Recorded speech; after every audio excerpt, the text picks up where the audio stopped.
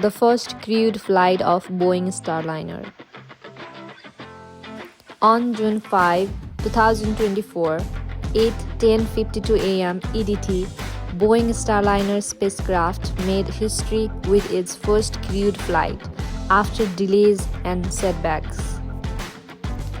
The Starliner project began in the early 2000s, a collaborative effort between NASA and Boeing under the NASA's Commercial Crew Program. The mission was to create a reliable American spacecraft for transporting astronauts to the International Space Station, ending reliance on Russian Soyuz spacecraft. On board were NASA astronauts Butch Wilmore and Sweeny Williams, ready to embark on this landmark mission. The primary goal, docking with the ISS, where Wilmore and Williams will conduct experiments and transport essential supplies.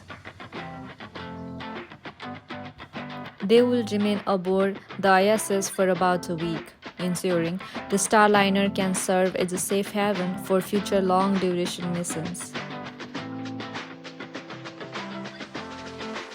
This mission wasn't without its challenges.